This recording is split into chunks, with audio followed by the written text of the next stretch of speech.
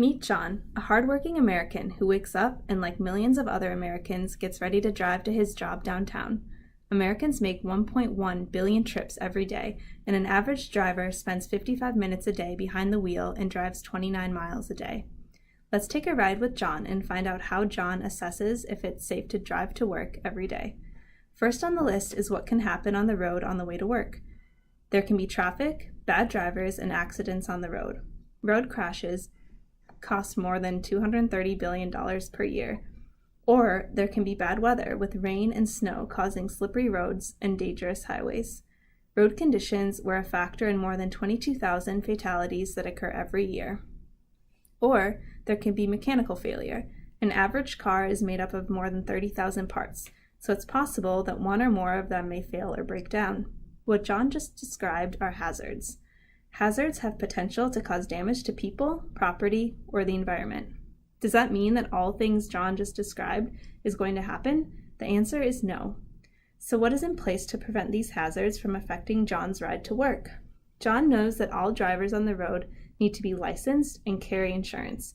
And there are sensors and alarms in your car which will tell you if something is wrong. Today's cars come with collision mitigation sensors, tire pressure monitoring, rollover prevention, and cameras, all of which work to prevent incidents and issues. And there are various law enforcement officials who are on the road making sure no one is speeding or breaking the rules. As of 2008, state and local law enforcement agencies in the U.S. employed about 1.1 million people.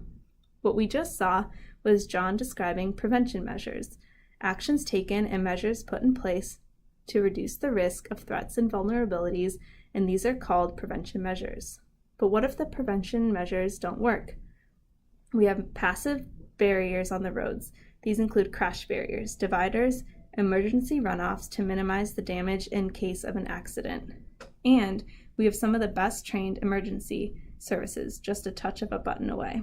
The average response time for an emergency 911 call is 10 minutes. And finally, in case there are injuries and medical attention is needed, hospitals are equipped with doctors, equipment, and personnel to minimize any damage and provide for recuperation. What John just described are mitigation measures. Mitigation measures are used to reduce the consequences caused by hazards. There are hazards which are present all along John's route to work. These include the rain, traffic, and rowdy drivers. However, there are prevention measures in place. These include alarms and sensors in the car, licenses for drivers, and law enforcement on the road. And if still there is an accident, we have mitigation measures in place. These include emergency response personnel, hospitals, and road safety devices. So John concludes that the risk of driving is acceptable. The risk is a measure of the damage possible. We have prevention measures and mitigation measures in place to prevent that from happening. There is always risk associated with any activity we undertake in daily life. These include risks in the houses we live in, cars we drive, and even in the community around us. For example, chemical plants and refineries have hazards associated with them, but prevention and mitigation measures make the risk acceptable. Mankind gets enormous rewards by accepting this risk in the form of everything from fuels and fertilizers to plastic and paper.